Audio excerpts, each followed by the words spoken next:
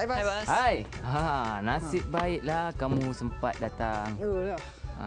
Yalah segmen apa? Cegah kita nak mula ni. Betul lah tu. Jom lah. Jadi tunggu apa lagi? Ajaklah kawan-kawan tu. Kawan-kawan, jom saksikan. Cegah Ekis 1. Saksikan.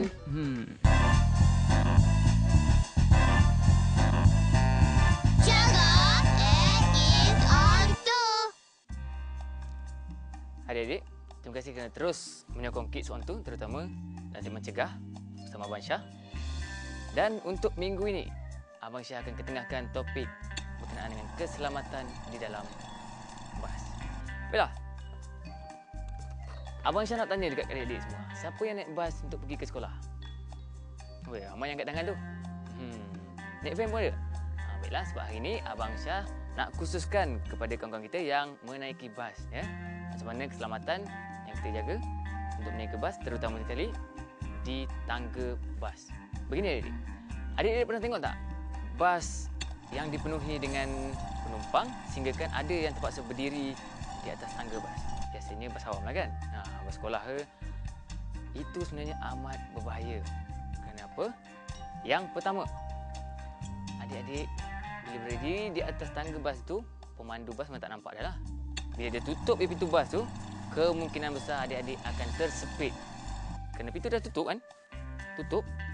Aduh, sakit dik. Memang sakit. Contohlah pintu bas tu tak ditutup. Manalah tahu tiba-tiba bas tu terlanggar batu ke?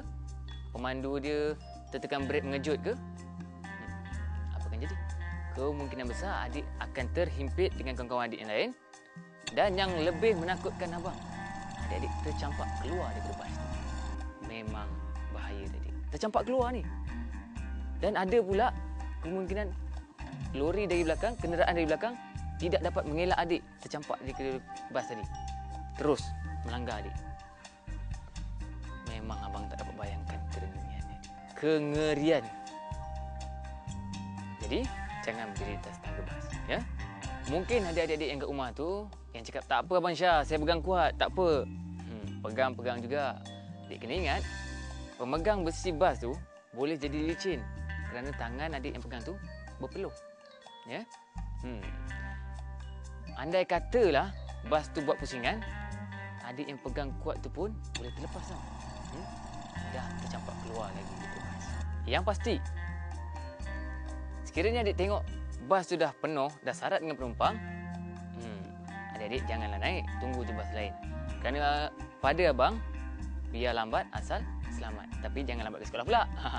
Itu dah lain dah jadi. Ya? Jadi kalau ada juga adik-adik tengok bas yang sentiasa adik naik ni, tiap-tiap hari penuh dengan orang.